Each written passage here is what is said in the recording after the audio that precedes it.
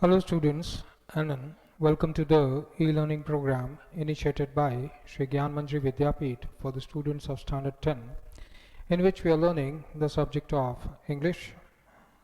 Students, since last two lectures we are studying chapter number 7, Glimpses of India, 3 short experiences of people. In detail tell you specifics about some region, some part of India, which shows you a glimpse, a bird-eyes view of that place, what it is, what are the important things to note about it. So the chapter is divided into 3 parts, 7.1, 7.2 and 7.3. The first part is a baker from Goa, written by Lucio Rodrigues.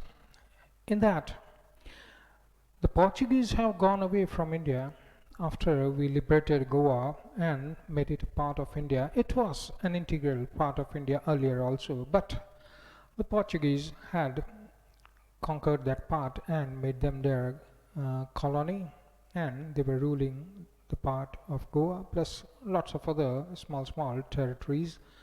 So at last, after independence, quite a lot of time later, people of Goa wanted themselves to be liberated from the foreign rule, and they fought for it. Of course, we also helped from outside, because in Goa, as we just said, it's an integral part of India and we cannot have foreign rulers on our land. So we helped, and Goa was thus liberated from the hands of Portuguese. Goa was the headquarters of the Portuguese people over there.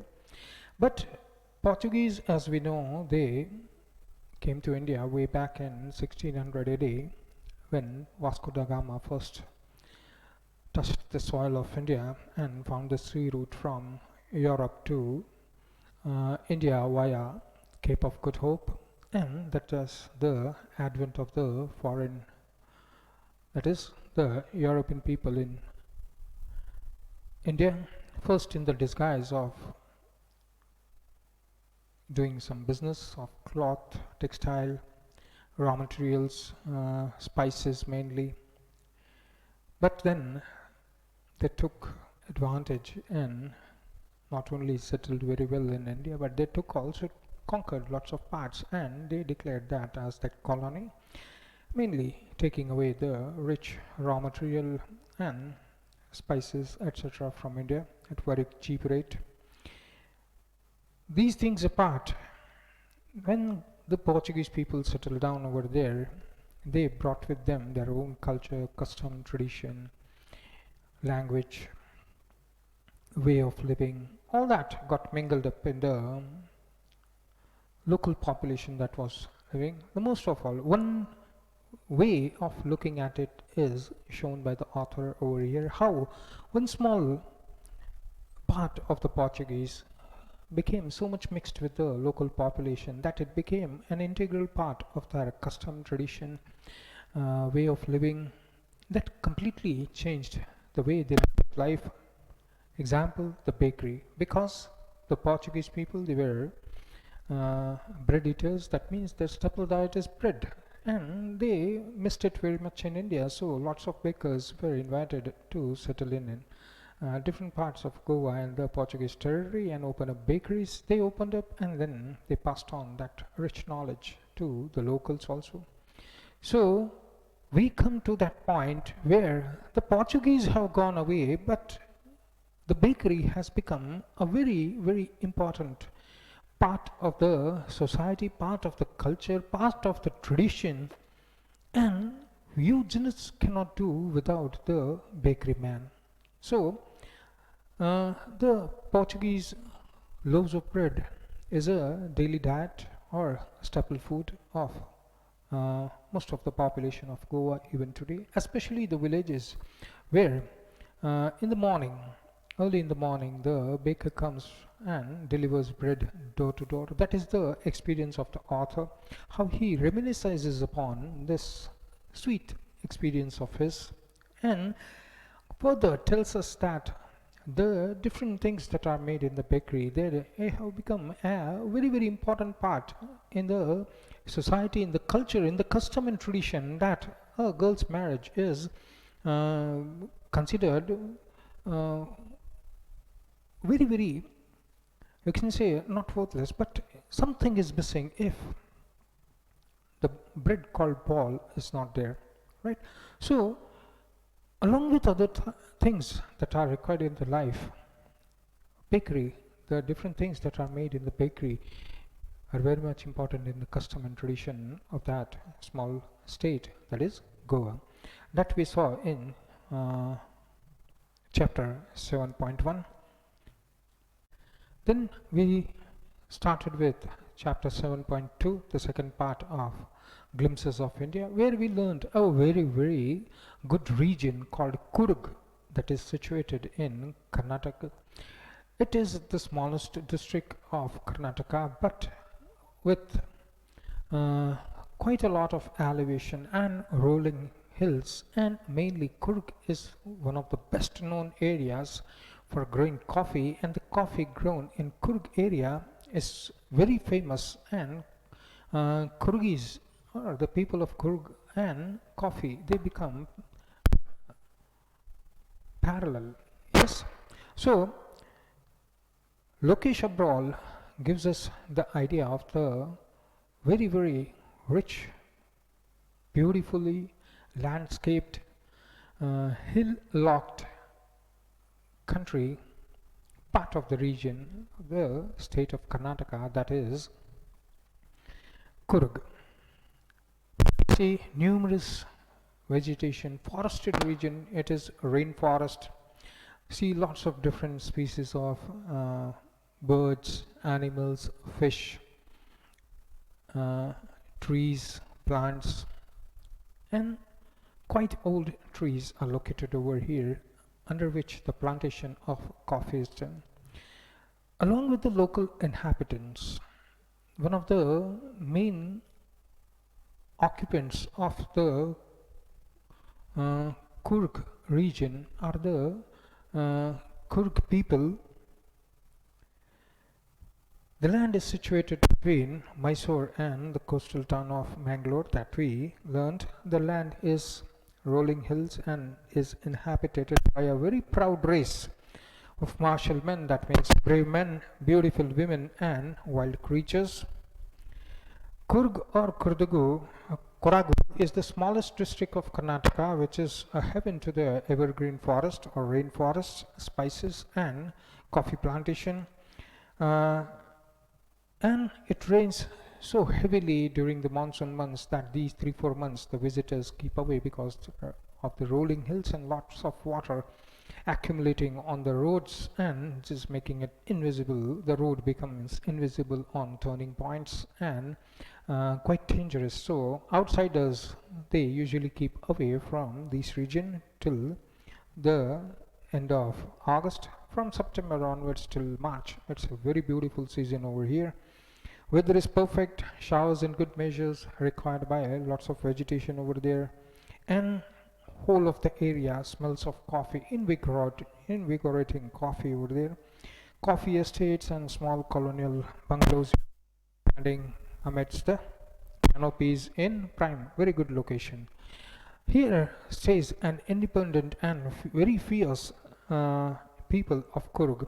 Origination may be Greek or maybe Arab. Greek because they are quite tall, handsome, and as the story goes, Alexander, when he came to attack India, invade India, conquer India, he sent different parties in different regions of India to have a peak where, which is a prospective area to conquer, loot. So one of that party reached over here in Kurg, and then it became very impossible for them again to go back because Alexander's army got tired and wanted to go back. So he moved back, and these people, they did not get anywhere else to go, so they stayed. So according to their custom, their bravery, valor, these people are thought to be of Greek origin, and they married among the locals, and the culture is apparent in their martial traditions, that is bravery, marriage and religious rites are quite different from the mainstream Hindus, that is the locals over there. The theory of Arab also draws attention by the wearing of a coat with black coat which is having embroidery and a waist belt that is worn by the people of the Qadaws, yes, and it resembles either Arabs or the Kurdish people. Kurgi homes have a tradition of hospitality. They welcome the guests like anything, and they don't miss a chance to tell them the stories of the bravery of either their sons or their fathers. Kurg regiment is one of the most decorated regiment in the Indian Army, and the first chief of staff, that is chief of the Indian Army, that is General Karappa, he was a Kurgi. So we can know the reputation of these brave soldiers or these brave people. So much is the trust on these people that even when they carry arm, yes, they keep their minds cool and they fight only for the purpose of protecting themselves or for protecting someone else. They are not trigger happy people. So it is the only place in India where you do not require a license for the firearm that you carry. And we then saw the beauty of the area of Kurg, where because of constant rain, lots of streams come out of the mountains, and these streams, they feed the Kaveri river. That is why Kaveri river is full of water after passing through Kurg. And famous fish, that is Mahasir, is available over here, which is the favorite food of the kingfisher birds. Squirrels and langurs and lots of other type of animals are found out there, especially elephants. They are being bathed in clear water, crystal clear water, by their mahouts and all that. Then this is also a place where extreme sports is organized, and people like canoeing, river rafting, rappelling, rope climbing, mountain biking, small paths or trails are available where people go hiking or walking, and it's quite good fun over here. Lots of animals and creatures are found over here, and especially the wild elephants. Then was the last thing that we learned in the previous lecture. The climb to the Brahmagiri hills bring into you a panoramic view. After climbing the Brahmagiri hills, you see a panoramic view stretched in front of you, the misty landscapes of Kurg. A walk across the rope bridge leads. Now that is not all. Not only the locals, not only the Kurgi people, but here is a safe haven, and this is we come to the largest Tibetan settlement that is belonging to the Buddhist people coming from Tibet, known as Bailakuppe. It's a bonus. When we enter this strange land of the Buddhist people, we see that the whole of the area gets transformed into a foreign land, and we can see the Buddhist monks clad in their red ochre and yellow robes, and amongst them lots of surprises await to be discovered by the visitors who visit over here. They find the heart and soul of India right over here in Kurg. Now, fact file: how to reach Kurg. The entrance of Kurg is the place called Madikri. How to reach Madikri, the district headquarters? That is the only gateway to Kurg. There is only one gateway to Kurg. That means only one path leading to Kurg, and that means you have to enter Madikri. That is the district headquarters of Kurg. The misty hills then follows with the lush forest, lush green, and coffee plantation that will cast a spell. Yes, you feel spellbound over here, as if mesmerized, and you can't take your eyes away from the beauty that is in front of you. That's called casting a spell on you. Find a resort, richly place, yes, a resort, hotel actually, but having lots of cottages and giving you quite a panoramic view in front of your cottage, individualized and worth staying. coffee estate, or you can also stay in a coffee estate or stay in a home that is truly Kurgi experience if you want. Lots of these Kurgi people, they allow tourists to stay in their home, and they are quite hospitable people, and they look after you, they serve you. Yes, of course they charge money because that is the living, right? But then you can find lots of living space over there, right? Either find a hotel, or either find a coffee estate, or you can even find a resort over there, and you can also find a place with the Kurgi family and live with them for a while. Okay, now how to reach? By air. The nearest airports are Mangalore, that is 135 kilometers from Kurg, or Bangalore, which is 260 kilometers. So Bangalore, you can reach anywhere from India. You can always reach Bangalore, that is 260 kilometers. After that, Bangalore, you come till Bangalore by flight, and then you will have to go by car or any other transport, road transport. And from Bangalore, you can reach to 260 kilometers. If you have a direct flight, or if you have a flight that can reach you to Mangalore, then it's quite nearer from there, 130 kilometers only. And to Bangalore, there are flights from Mangalore. Lots of flights, daily flights are there from different places which reach Mangalore. That is Mumbai to Bangalore, from Ahmedabad, Chennai, Delhi, Goa, Hyderabad, Kochi, Kerala, Kolkata, Mumbai, Pune, everywhere you'll find lots of flights inbound towards Mangalore or Bangalore, and of course we can always get connecting flights. By rail, the nearest railroads are Mysore, which is quite a big station, junction, Mangalore also a junction, Hassan. So to these three places you can always get a direct train from any part of India, and then you can carry on by road. By road there are two routes to Kurg, that is from Bangalore. Both are almost the same distance, 250 to 260. The route is via Mysore, is the most frequented route. Via Mysore you can always reach Kurg, which is quite famous. Other route is Neelamangal, and then comes Kunigal, then comes Chanaria, Patna. So these are the routes in which any way of these routes, two routes you can take from Bangalore, and you can reach the area of region of Kurg. Next, today we start with 7.3 Tea from Assam. It's written by Arup Kumar Datta. A little problematic for you people because there are lots of dialogues. Dialogues means direct, indirect, so better prepare well. And quite an easy, small, very small chapter, but giving you an insight into Assam, which is called the tea country or the tea state of India. Yes, so Assam is also famous for, because we learned that in the chapter number 12 also we'll come to learn about it. One of the first oil wells were dug in Assam. So Assam is also famous for oil, natural gas, and of course Assam very, very famous for the tea plantations over there. One of the largest producers of tea in India is Assam and West Bengal, that we learned in chapter 10 of geography.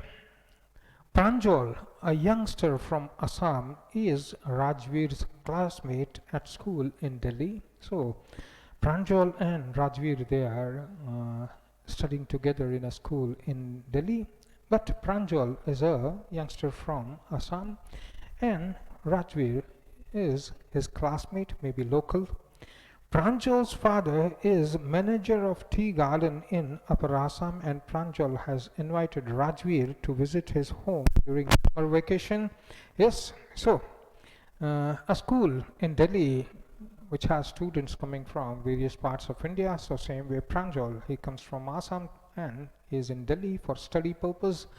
Rajveer is his best friend over there, classmate also, and both of them, they are going to Assam because Pranjal's father is a manager in one of the tea estates over there, a tea garden in the Upper Assam, and Being classmate and a very good friend, best friend, he invited Rajveer to come along with him during the vacations, and they will enjoy. Plus, Rajveer will be able to see the very rich state of Assam, the tea gardens, and lots of other things to see. Both can be together during the vacation. Chai, Garam Chai. A vendor called out in high-pitched voice. So, if you travel by rail, it is quite a common sight. Yes, you'll find lots of people carrying kitlis, aluminum kitlis, and selling hot chai whenever a train comes to stop over there on the platform. So, chai, garam chai, that is what's the vendor? Vendor, a person who is selling tea. He is selling it in high-pitched sound because his voice should be reaching at least 3 or 4 compartments. Then people will wake up from their sleep, and of course when we wake up from our sleep any time of the day we need tea. So he came up to their window and asked, Chai Saab, give us 2 cups. Pranjal said. They sipped the steaming hot liquid. Yes, almost everyone in the compartment was drinking tea too. It was tea time, and maybe the train stopped after quite a long while, and instead of the tea which comes from the pantry car, it's better to have tea at the railway stop or the railway station, wherever the train has stopped after quite 3-4 hours long journey. So it's better to have refreshing tea which is freshly made, because they know the train is going to come, so they make tea at that time so that the people, they get refreshed by having tea in the journey. So they were sipping the hot steaming liquid, that is tea. Do you know that 80 crore cups of tea are drunk every day throughout the world? It's not an exaggeration, right?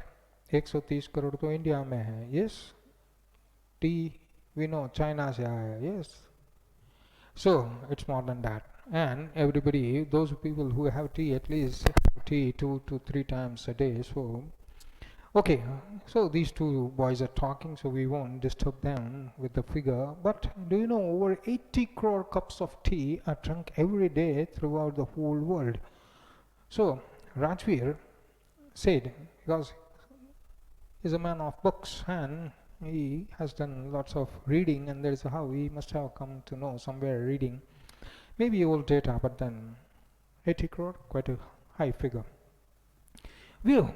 So exclaimed Pranjal. He said, well, that's a very great number. Tea really is very popular, because if 80 crore cups are drunk every day, then it should be quite popular. The train pulled out of the station. It was a small stop, so 5 minutes, 7 minutes, 10 minutes is the maximum stop over there. Then the train pulls out, and that means train goes ahead towards the next station. Pranjal buried his nose in his detective book again. Pranjal, he was reading a detective book, and after sipping tea, he buried his nose. That means he buried his face in reading the book, detective book. He was very fond of reading detective books. Rajveer too was an ardent fan of detective stories, ardent, a die-hard fan, right? Quite loving fan. He can't do without novels, stories.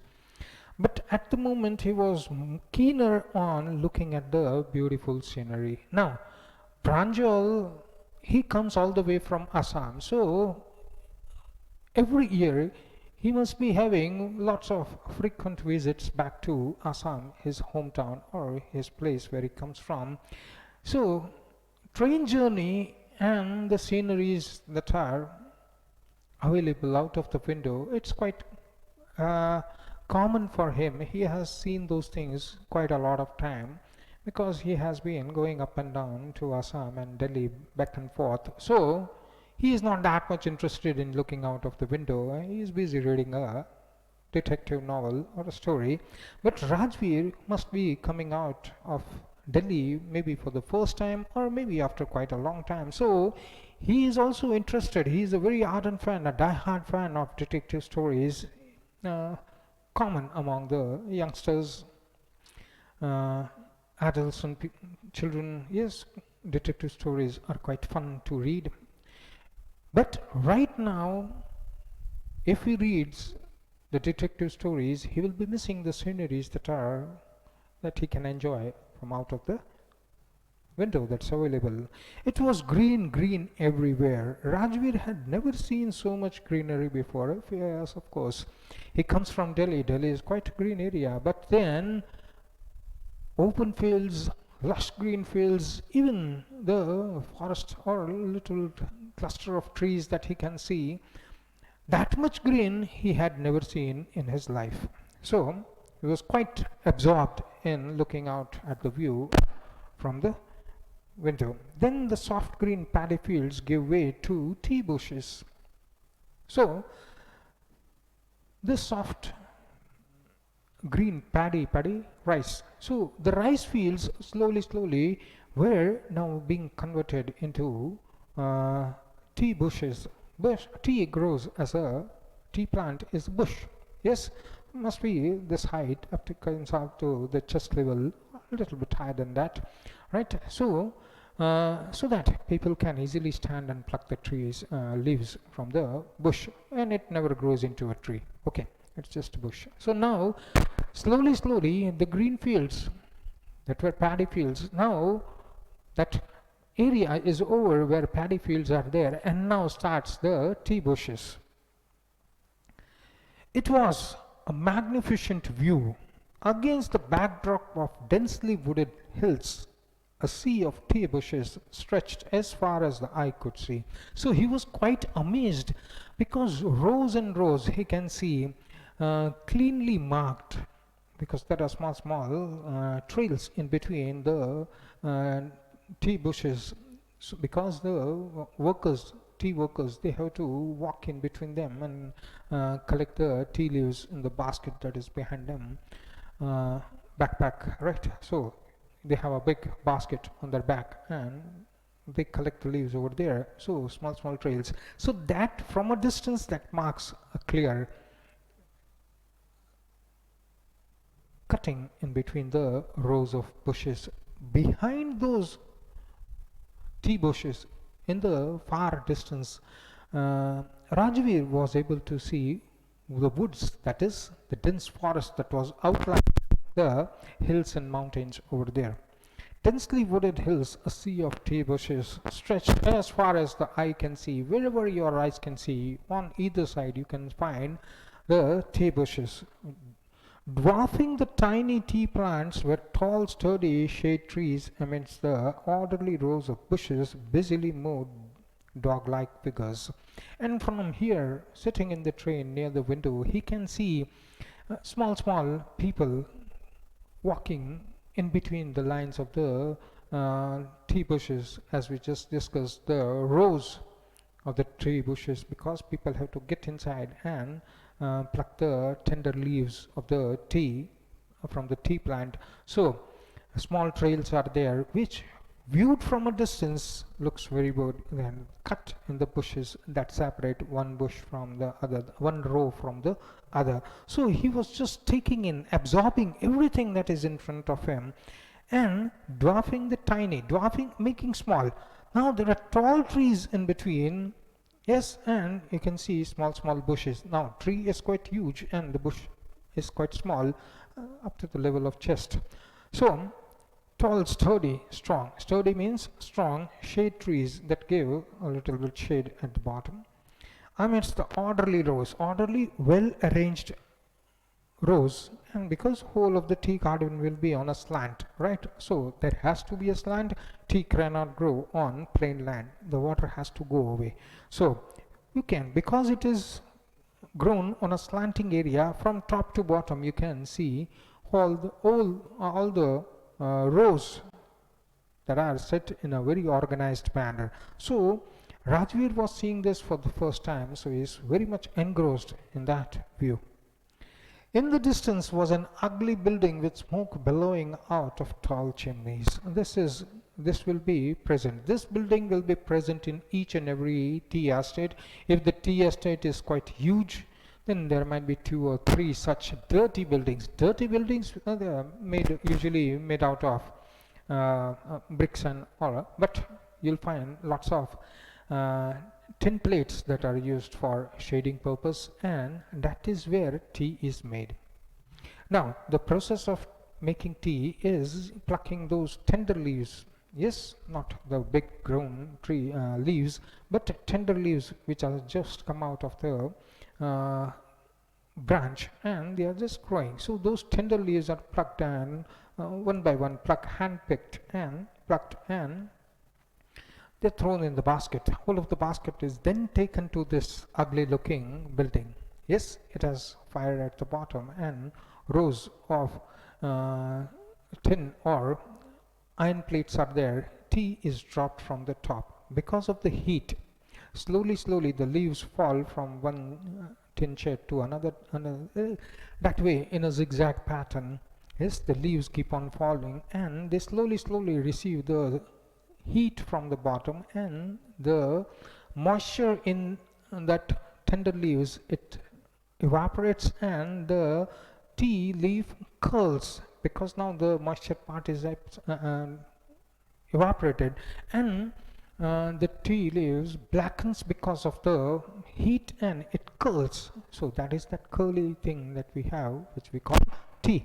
So each and every tea estate will have this building which is used for making tea from tea leaves.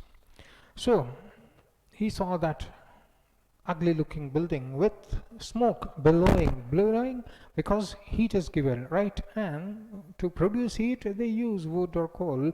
It's lots of jungle nearby, and rather than using the gas they use heat from the uh, wood, which is very good in turning the tea leaf into tea. So this Rajvir was seeing for the first time billows of smoke, lots of smoke coming out from the chimney, tall chimney. So he said, "Hey, a tea garden." Rajvir cried excitedly because he was seeing it for the first time. Pranjal is used to that thing. So Pranjal, who had been born and brought up on a plantation, because his father was a manager on one of the tea estate, so he was born and brought up in this area. For him, these things are not new. Didn't share Rajvir's excitement. Oh, this is tea country now, so that means we have entered Assam. Assam has the largest concentration of plantation in the world. If we see according to the plantation area, the gaps between the plantation, then according to that concentrated area, in very small area there will be lots of tea gardens. So Assam has the largest concentration or the gathering of the tea plantations in the whole world. You will see enough gardens that can last you a lifetime. So there are so many tea gardens over here that you'll just keep on going to one tea garden each day, then also it's going to last for your lifetime. That many tea gardens Assam has. I have been reading as much as I could about tea. Rajvir is a very clever boy, and before he knows he is going to Assam, so before going to Assam, he has done his homework. And that's a very good thing, so that you know in advance what you are going to see and what's the information, and you match your information with whatever is available on spot. So I have been reading as much as I could about tea. No one really knows who discovered tea, but there are many legends. Who discovered tea? Because tea cannot be invented, right? It's a plant, so it grows on its own, so you cannot say I invented it, right? So you have to discover it. So tea leaf, and the tea leaf in boiling water, and then you can filter it and you can have the tea, hot steam and liquid that you have, that's tea, hot tea, right? So nobody knows how tea was discovered, but there are many legends, there are many stories which are floating, which tells us about the history of tea. What legends? Now, although born and brought up in Assam on a tea estate, but Pranjal doesn't have the knowledge of those stories.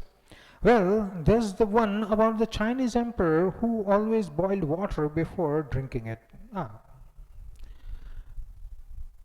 So then I stopped, because nowadays we do that. Yes, we boil the water because not only monsoon, because of the pandemic, it's good that we clean the water before we drink it. So Boiling is one of the best way to uh, clean out the virus if present inside. So this emperor, Chinese emperor, he had a very good habit of boiling water before drinking it, boiling it and then cooling it. One day, a few leaves of the twigs burning under the pot fell into the water, giving it a delicious flavor. It said that they were tea leaves. Now, to boil drinking water, we drink 1 cup, maybe 2 cups of 2 glasses of water. That's not much water, so you just collect twigs available here and there, and you make a small fire, put the vessel on top, add 2 glasses. Within a short time it will boil. So by fluke or by chance, those twigs had leaves on it still, and because of the heat, and they flew in the air and they dropped in the water. And when they got boiled with water, the flavor of the boiled water changed, and because this was because of the tea leaves. Now Pranjal is being disturbed because he is reading detective stories, so he wants quickly Rajveer to deliver another one. So he asks Scoffle to, or Scoffed to tell him another. We have an Indian legend too. Bodhidharma, an ancient Buddhist Aztec,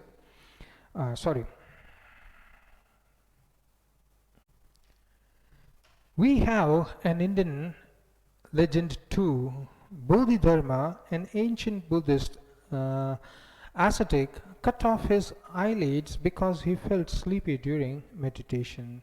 10 tea plants grew out of the eyelids. The leaves of these plants, when put in hot water and drunk, banished sleep. This is another version or a legend. It says Bodhidharma, he was a devout Buddhist and ascetic who believed in Buddhism very closely. In Buddhism, there's lots of importance given to meditation. Now, whenever he meditated, he fell asleep because the eyelids, when the eyelids came together, the eyelash made him fall asleep. So, if there will be eyelashes, then there is a question of going to sleep, right? So, he cut off his eyelids and threw it.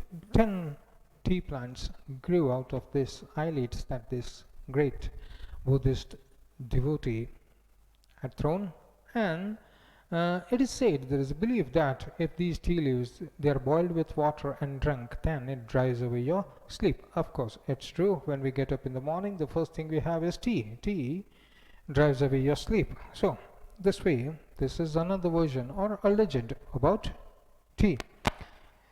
Tea, Rajveer continues, was first drunk in China as far as 2700 BC, 2700 before Christ, 2700 years before Christ. So today is 2020, that means 4720 years ago tea was first drunk in China.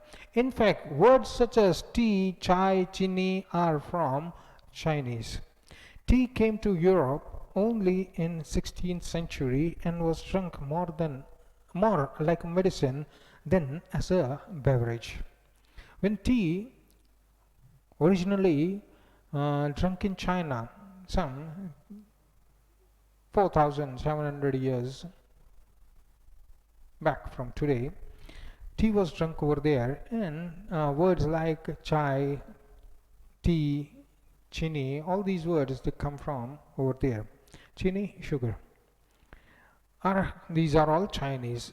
Tea came quite late to Europe after the Europeans, through Silk Route, they exchanged silk, plus tea also reached over there. But tea was taken, because tea in China was taken as a medicine also, right? So when it came to tea, when it came to Europe, tea was usually taken as a medicine rather than a beverage. Today, tea is considered as a beverage along with coffee and cocoa. The train clattered into Mariani Junction. The boys collected their luggage that was the stop for them, and they pushed their way onto the crowded platform. Pranjal's parents were waiting eagerly for both of them. Both these children were coming for vacation. One was their son and another was the son's friend. So Pranjal's parents were waiting for them eagerly, and the four of them joined together and started their journey towards the tea estate. Soon they were driving towards Dekyabari, the tea garden managed by Pranjal's father. So Dekyabari is their destination. An hour later, it was 1 hour drive, an hour later the car turned sharply off the main road. They crossed a cattle bridge and entered Dekyabari tea estate. Cattle bridge made out of wood, especially used for cattle to go from one side of that small river of that gushing water that's coming from the hills. So they crossed a small cattle bridge and they came to the Dekyabari tea estate. On both the sides of the gravel road made up of gravel were acre upon acre. That means it was a huge tea estate which can be measured in lots of acres of tea bushes, all neatly pruned. They were cut in size. Yes, the bush always is cut to size, right, so that it does not overgrow. More you cut, more branches come out. That means the bush gets bigger and bigger, right? So it has to be trimmed and pruned, nicely cutting it to the same height. It has to be of the same height everywhere, right? So it has to be pruned from the top, so it bulges on the sides rather than growing taller. All neatly pruned to the same height. Groups of tea pluckers, the people who pluck the tea, soft tender leaves, and collect it on their back, a huge basket over there. They are called tea pluckers, with bamboo baskets on their backs, wearing plastic aprons, were plucking the newly sprouted leaves. They have to wear those plastic aprons because the twigs keep touching them. Yes, they're quite pointed, so they have to wear those plastic aprons so they are safe from bruises. Pranjal's father slowed down to allow a tractor that was pulling a trailer load of tree leaves to pass the bamboo basket when it is full, because it's just the leaves are just thrown, so a heap of them gets collected, the basket gets full, and then they have to empty it in a trailer. The trailer and tractor will take it to the nearest building which makes tea. This is the second flush or sprouting period, isn't it, Mr. Barwa? So Pranjal, the surname is Barwa, so he addresses Pranjal's father as Mr. Barwa. He says this is the second sprouting. This is the second time the leaves are coming out. Fresh leaves continue coming out for quite a long time.